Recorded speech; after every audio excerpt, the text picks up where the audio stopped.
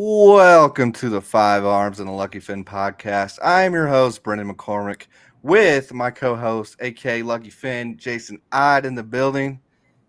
And we have another coach, Jason, in the building with us, John Howlett from Greenville University. Welcome in, man. Welcome in. Welcome, Appreciate you letting John. me be here. We're glad to have you, man. We're glad to have you.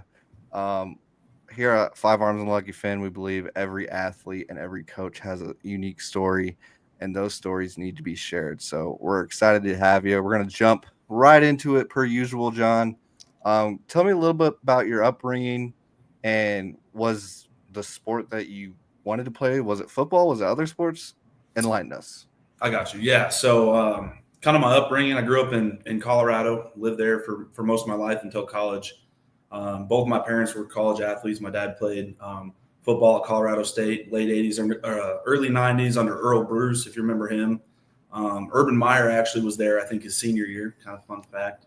Yeah, I think he started out his coaching career there, actually.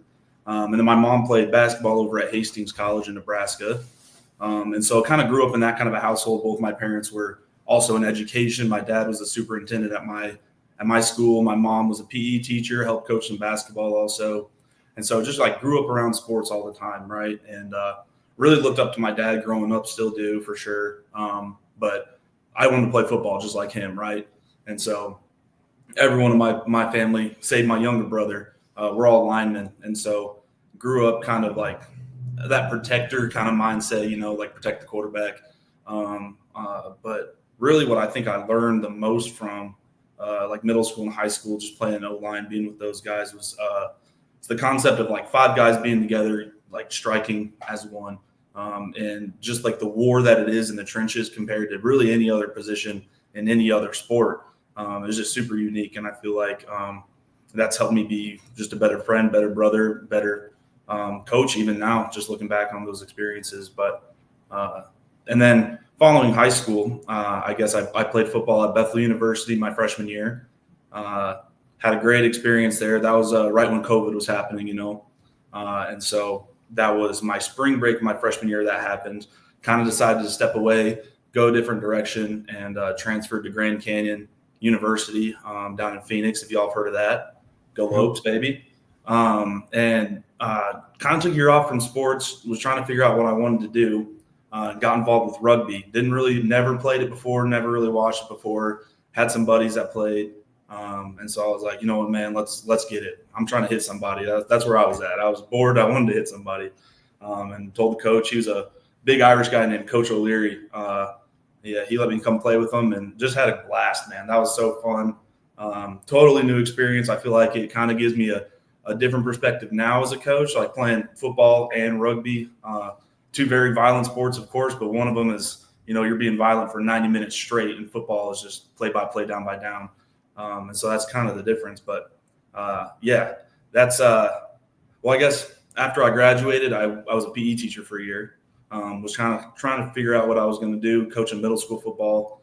And that's when I got in contact here at Greenville with Coach Shoemaker through a mutual friend, and they connected us, interviewed, went really well, and here I am now. Was the running backs coach last year, and got promoted to be the defensive line coach this year. So started working with the D-line this spring, and been getting ready for the season now. So, yeah. We've interviewed several different athletes and coaches. I've never heard a rugby transfer back to football. Yeah, Is there elements of, I don't know a single thing about rugby, John. Sure. Is there elements of rugby that is very, I would say, similar to football? Because don't you have to toss the ball?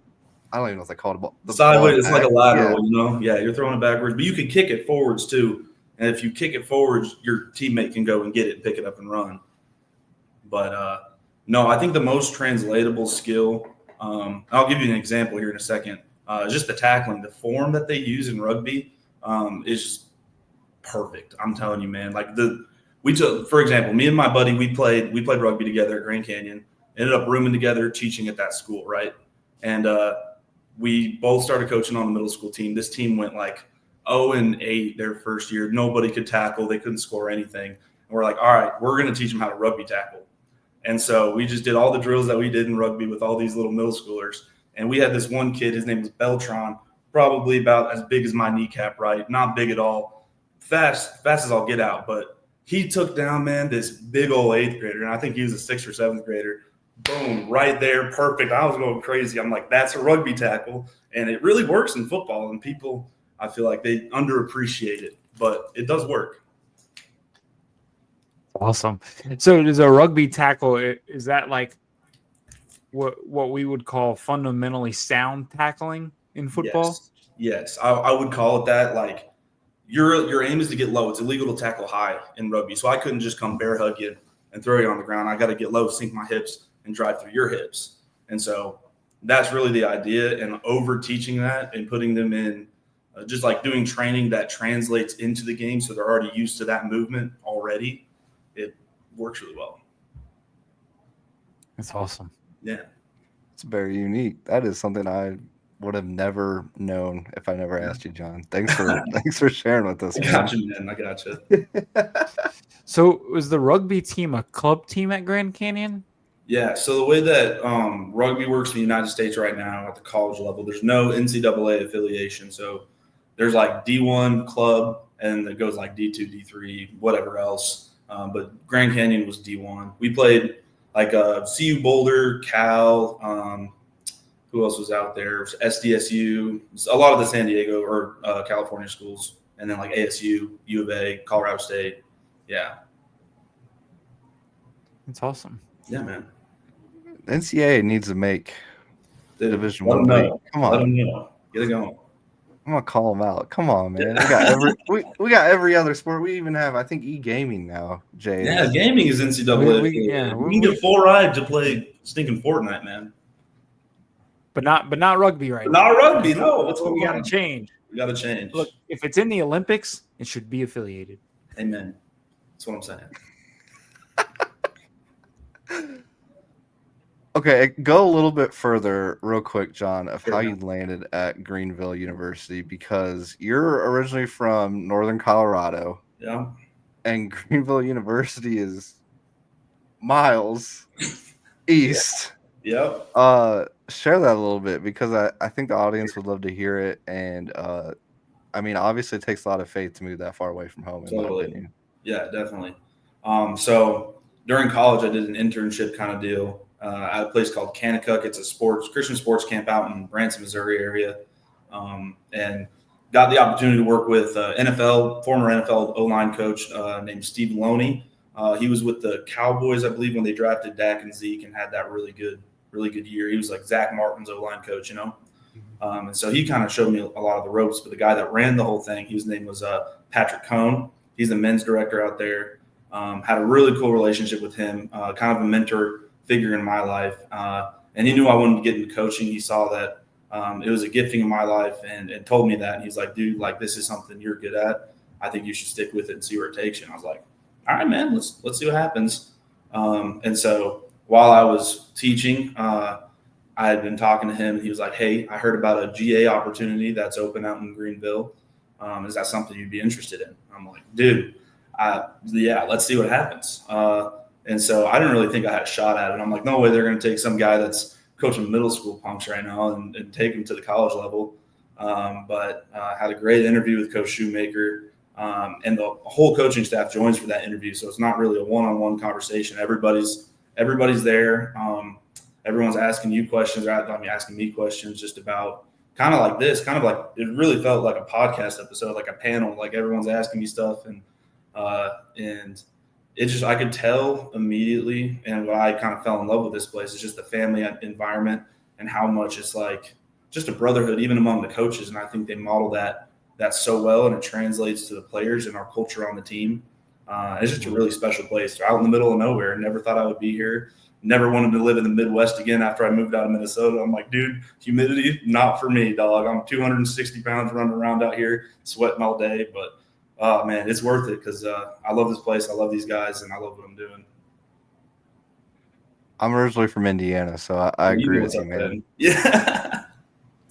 Yeah, those lake effect snow days and super cold winters too. Yeah. I love Texas. About Colorado, it was perfect. You had perfect 4 seasons, no humidity. The snow would melt 2 days later because it'd be 65 in the middle of December. Next day it might be -5, but here it's just, Yeah, sounds pretty miserable in the winter. yeah, we'll be all right though. I live in Lubbock, Texas, so it's about 8 hours from Denver, and Oh, I sure. would say at least once a year we go to Colorado, and it's the most beautiful state. And like I always tell people, if you've never been, like you gotta go. Like you just look around, and it's Yeah. like incredible. Growing up there is something else because I left and I'm like, dude, where's all the mountains? I don't get to see. I don't know where West is anymore. What's going on? I bet it's definitely a little bit of a culture shock too, being in I believe it's Southwest Illinois, right? Yeah. So we're like an hour east of St. Louis, like 6 hours, maybe like 6 to 4 hours south of Chicago. So Okay. yeah, real close to Missouri. Okay. Yeah. That's what I thought. That's where I thought it was. So walk me through that interview. You had to be nervous, man. Not just nervous, but probably like that had to be probably a big moment, if not, one of the biggest moments like Sure. of your Yeah. life, I would say, John. Honestly, this is going to sound crazy, but I kind of forgot about it because I was teaching that day and I've been running around to like different classes. I'm like, do I have all my equipment? Do I have all my kids? Where did one of them go? Freaking out, right? Just a crazy day at work. And then come my last hour, I'm wrapping everything up. And I'm like, oh, I have an interview. And so I didn't have an office or anything. And so I sprint out to my car. I'm sweating because it's 115 in Phoenix. And I flip it on and like I get it right in the nick of time. Sit down, turn the AC on so I'm not dying and turn it on. And I guess they noticed that. And I talked to my roommate about this earlier, who's the DBX coach here. And he was like, yeah, dude, like I actually mentioned that you were in your car, but you just seemed so comfortable during the interview. I'm like, I'm glad I seemed comfortable because I was freaking out, man. I was freaking out. I'm like, oh, they're going to think I'm an idiot, like this sweaty mess running into his car, AC's blasting. But it worked out. They hired me. I think they see the, get it done mentality, whatever's around you, not letting it affect you. So I hope my so. personal opinion, because my wife had a similar thing. She had an interview for a job and she had to pull over on the side of the road and did it, and they saw that she was in her car, and that was honestly like a big factor for her, like a leg up, I would say, compared to other people. So definitely just got to make it happen, and that's what we hear. Do what you got to do. Yeah, it is what it is. So walk me through Greenville University. I think when you first arrived on campus, if I heard from another podcast, you were the running backs coach. Yeah. Is that correct? And you had one carry in high school?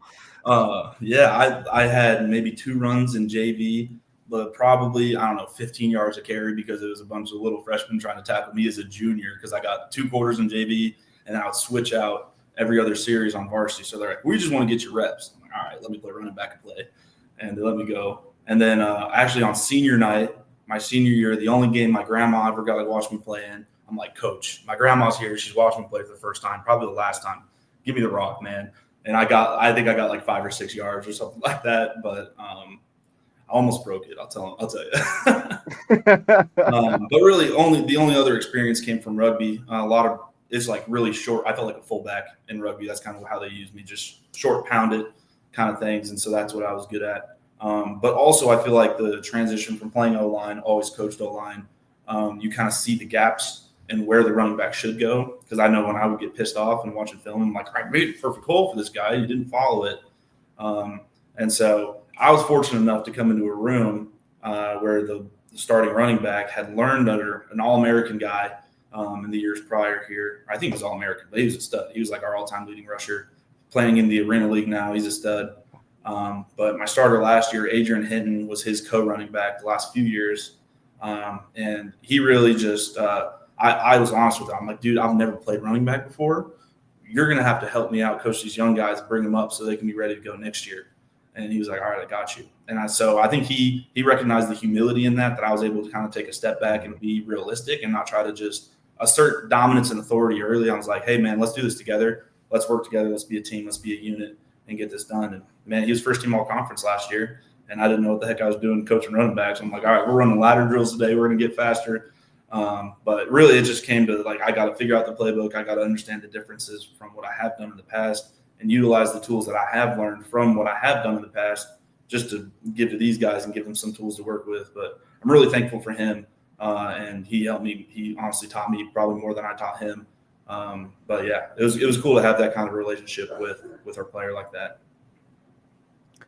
John, you mentioned whenever you went to defensive line coach, you got promoted to defensive line coach. So how does that work and then transition? Was that something you came up to coach and said, hey, I'm looking to move, or did they approach you about that?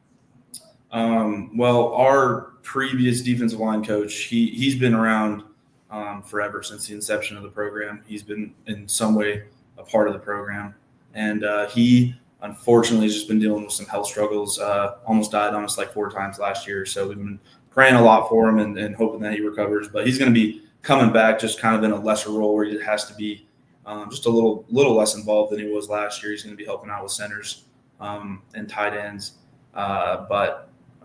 Honestly, the players came to our defense coordinator and they asked for me. They're like, "Hey, I was their bus driver all year. I'd take them up to the away games. That's what they make the GAs do around here."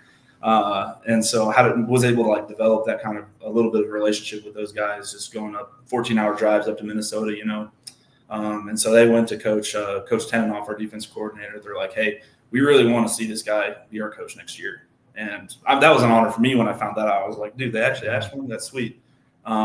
But, yeah, that's kind of how it came about. And obviously it's a lot more comfortable for me coming from an offensive line, defensive line background. Like that's all I've ever coached, right? And so for me, it's just a new level of comfortability. I feel like I'm more confident in what I'm doing now this year than I was last year. As it was a great learning opportunity. I'm really thankful for the time that I got to spend as a running backs coach. And a lot of new coaches kind of start there, especially in the college realm. But, yeah, I'm just super stoked about D-line now. As a defensive line coach, do you do a lot of work with the edge guys as well, or is there an edge coach? How does that work, or is it depending on the type of defense that you're running? Sure. Yeah, we have a guy previously called the Ranger. We're transitioning the term this season to rush. So he's called the rush backer. And he's just basically go get the quarterback, go find the ball, go get him kind of line. But he works like halfway with me and then halfway with our linebacker coach. Okay. Yeah. So they're kind of like a do-it-all linebacker. That's cool. Yeah. I like that. Just get it done. Yep. Go to the ball. Find it. Yeah. Yeah, our Rangers are typically, our rushes, I should say, are typically more undersized guys that are faster, still like super strong, but probably faster than, like better pass rush. Maybe they play D-line in high school, but they're a little smaller, pretty fast still. So we're going to put them at that outside spot. It's just more of a natural fit in the college world, Especially for those outside runs, they're going east. They're moving east to west. So. Sorry, one of my roommates just got here. Oh, you're good. No worries. Hey, roommate. What would you say? Are you involved in the recruiting process at all, John? Yeah. Yep. Well, how is that like in the recruiting process? Do you look at all film you get from all players that message you, or do you have a really good, strong relationship with the coaches around you? We have a kind of a whole process that we go through. So we have a recruiting survey that we send out. It's on all of our links on all of our social media. So they basically can click that, fill it out, and then they'll pop into our database, our recruiting database. And we're able to see just pretty much anything about them that they write in there or add. And then usually if they're smart, they'll put a huddle link in there. And most of the time, if they have a huddle link, that's when I'm going to contact them. If I can watch their film beforehand, I'm like, okay, this is somebody that I want to go after, I want to recruit, think he'd be a good fit, and then kind of develop that relationship further on and see if he's going to be a good culture fit. Because really, we keep a roster size of around 100 guys, and so we're pretty selective, probably more so than your average Division III school. A lot of schools that I've seen, they might have 140 to 160 kids on their team. But yeah, we like to keep it small. And so we're really big on culture here, like I said, and family, that atmosphere. And so, yeah, just really more selective about the recruiting process, just to find those guys that are going to fit in all of our categories that are important to us culturally and football and just in the game. John, so you said 100 is small for a D3 school? It seems like a lot to me. Yeah, you would think so, but I mean, a lot of schools have, like I said, over that. Maybe in our conference, there's a couple other teams that keep it around our size. Uh-huh. But from where I've been, what I've seen, it's usually over 120. Like I was at College of Idaho. I know they're NAIA, but they had like 160 kids on their active roster right now. Wow, and they can all dress? I don't know about that. I didn't ask Oh, those. okay. I was just Oh, visiting. I don't know. I don't know about that, but I just know that'd be a lot of uniforms. That's a lot of money. yeah, that's what I was I would thinking. assume that they keep their first year guys or sophomores to develop until they can be in a position to be on the active roster, and until then, they're just more of practice guys. Gotcha. Yeah, but like I said, we just like to keep it small so every guy has a role, right? Like you don't want to be that 170th man and not know what the heck you're doing, right? Like nobody wants to be that guy. So we want even if you're the last guy on the depth chart, we want you to have a role on the team, and we want you to feel like you actually are doing something, even if you are just sitting back and you're practicing really hard, you're working really hard, you're going to all the workouts, all that stuff, but you're not seeing the field as maybe a first or second year guy, right? We want you to feel like you have a role, and not even feel like, we want you to have a role, right? And so that's really what our heart is for our guys, and we keep it that small. I like that, yeah, because I feel like you said, if you're the 170th guy, you're not even getting. How are you even getting reps at all? There's no time for you. So that's good that you guys are making sure that everybody has a role, everybody gets opportunity to showcase, and it helps you learn as everybody else watches as well. Yeah, absolutely. John, you talked a lot about culture. Is there a specific, is it attitude that you look for? Do you talk to the parents? Do you talk to the coaches? What is specifically the culture at Greenville, and how do you fit that into when you're recruiting? Sure. So one of the major things that we look for is how you interact and treat people, honestly. If we feel like you're a guy that's going to come in and immediately be a locker room problem and somebody that's going to pull away from what we're trying to do, we're not going to keep recruiting you, right? And we are a Christian university, right? And so we do ask our recruits, like, hey, is that something you're interested in? Are you a Christian? Like, what does that look like for you? And I guess it does affect the recruiting process a little bit, but like we've had people of all kinds of backgrounds on the team. It doesn't really affect it that much, but we want guys that are aligned with what we're doing, right? And we want people that are going to buy into what we're doing as well. So I guess another thing that one of our core values is embrace the process, right? And so we want guys that are already showing us that they're willing to put in the work in the little areas, even in the recruiting process, getting back to us, texting, like not leaving me undelivered for 3 weeks at a time, that kind of thing. And just staying in comms, really. Like, who are people that are putting in the effort? Who are people that look like, act like, sound like they want to be here? And then we actually don't offer anybody until they come on a visit, for the most part. Like, there are some cases we do make exceptions for that. But one of the biggest things for us, come here, stay overnight, take a tour of the university, or staying with one of our players, maybe a couple of players, see how we do things here, what it's like to be a Panther for a day on campus. And then I always go back, I'm like, hey, what was this guy like? What did you think about him? How was he interacting with the other players? What do you think about him? And that, it honestly gives us a lot of clarity, and hopefully our players are honest about that, right? But we have a really exciting recruiting class coming in this year. I'm super pumped about. And so that was the only one I've obviously been able to be a part of. And so really kind of starting to get connected with some of those guys has been super exciting. John, I know the scholarship side of things, D3 is really different than Division 1, Division 2. How does that play a part in the recruitment process for you guys? Is it harder to get guys out of state, or are most of the players from in-state? How does that work? Sure. Well, we do have a lot of players in state for sure. Pretty, like, a lot of the local areas. We actually don't really recruit very well from Chicago. I think we only have 3 people from Chicago, so that's kind of an area we want to hit more. But we have people from California, Texas, Florida, Delaware, like kind of all over the place in the States that come out here. And our financial aid packages here actually are pretty good. We don't offer any athletic scholarship, right, as a Division III university. But especially if we have a lot of students that come from lower income families, and just because of the Pell Grants and how all that has been working, it really provides a unique opportunity for some of those kids that, especially if they have good grades, to come and get an education for cheap or free, or maybe even get paid a little bit of money because their scholarships are so much, to come and play ball here. I think the average year cost is probably between 8 and 10. Oh, Yeah, that's pretty. It's honestly for in-state, pretty. at least. Okay, I mean that's still. I think that's pretty good for.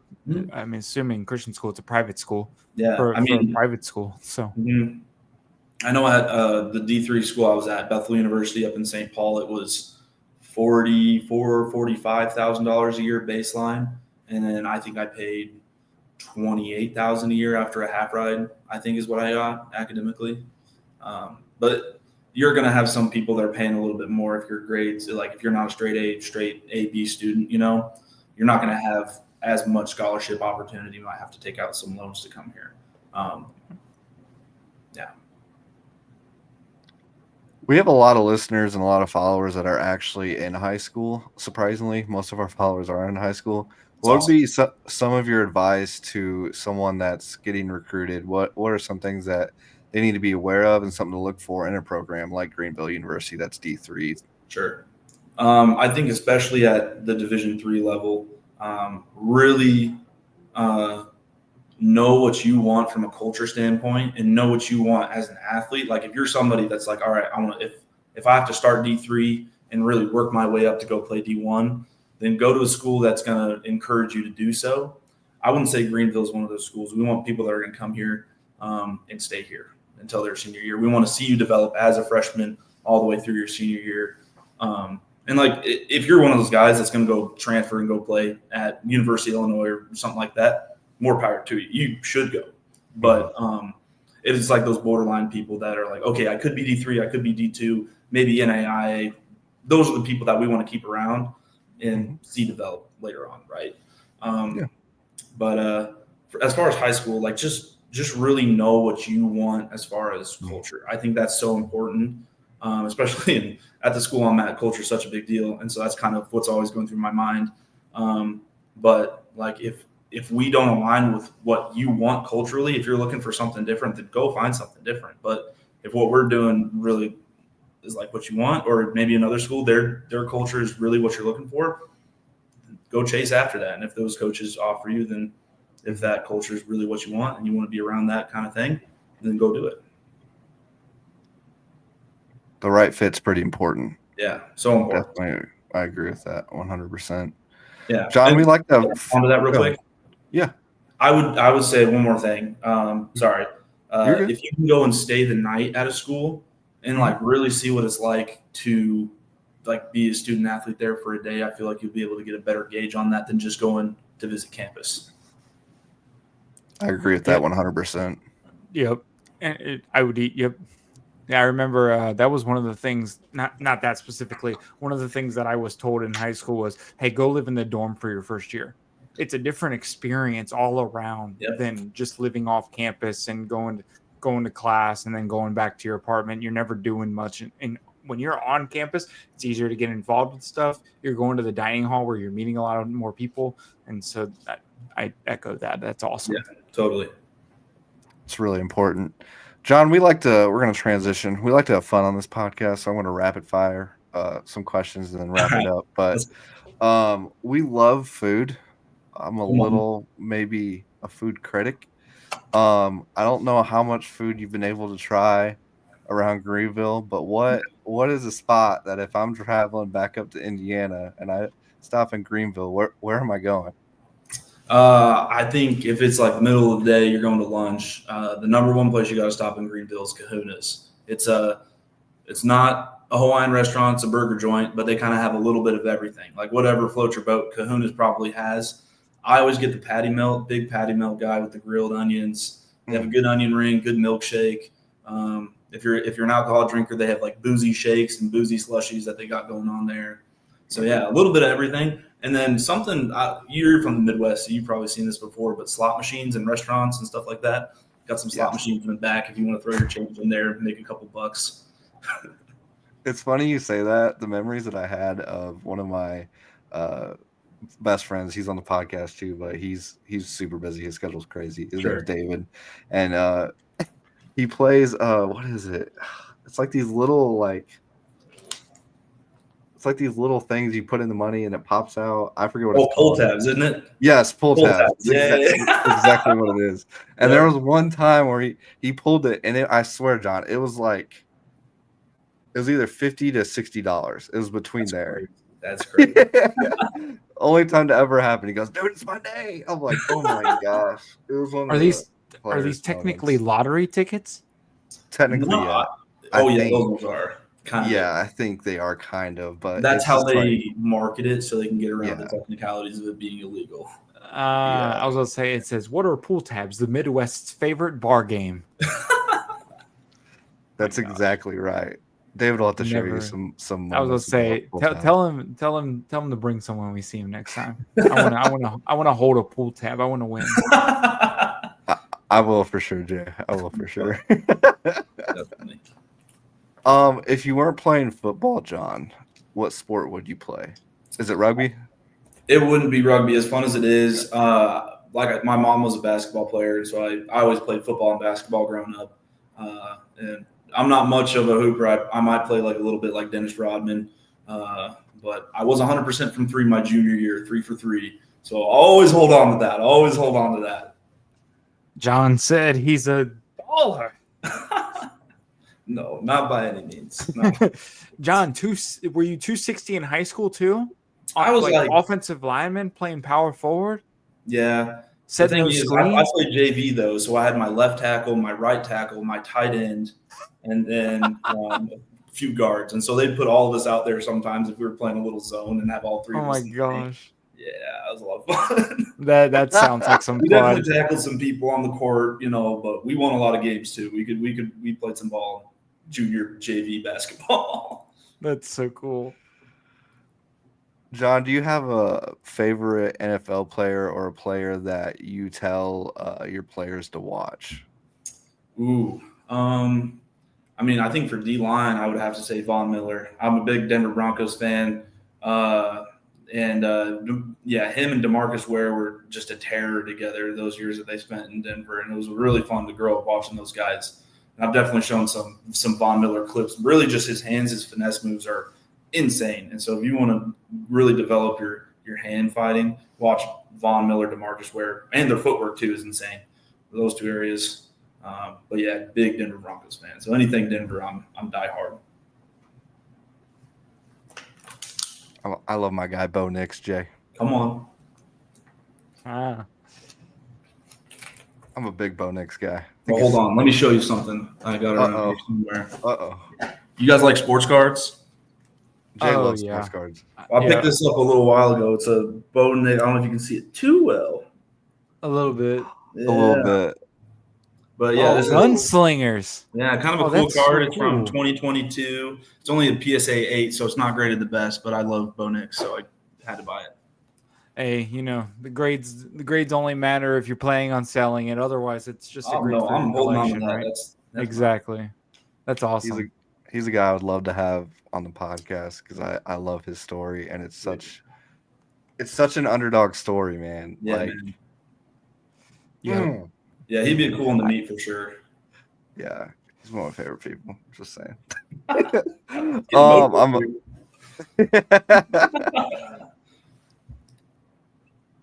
John, what do you want your time at Greenville University to be? Basically, let me rephrase this question. What do you want your time at Greenville University to be known by others? Like, what do you want to be known for after your time at Greenville University is done? Whether you move on or whether I pray that your coaching career goes on and on because I can definitely sense and just from the short conversation know you have a heart for kids, and we always cheer on the good coaches because we know the coaching world there's some not very nice coaches out there. Yeah. And so what do you want your time to be at Greenville University about? Yeah, I just want my players to feel like that I've invested all that I can give to them and in my time and how I treat them. And I really want more than anything keep those relationships on afterwards. And so I want to be known as a player's coach. Like I obviously played football, whatever else, but I try to coach them the way that I want to be coached, right? And that's really important to me. That my players they have somebody that they can go to outside of football if they're going through something hard and stuff like that. So yeah. John, we appreciate you coming on, man. That's all I got from questions. How can people find you real quick on social media, John? Yeah, Instagram is john.howlett75. And then I think I'm not super active on Twitter right now, but I think it's like John capital H75, something like that, or Coach Howlett. But if you look up John Howlett, I'm sure you'll find me around there somewhere. There you go, guys. Thanks for tuning in. Also, if you guys go to our YouTube channel, like, comment, and subscribe, it would mean the world to us. Also, we just got our hats in, $30 plus shipping. If you guys are interested, just DM me and we'll work something out. So I appreciate you guys. Peace.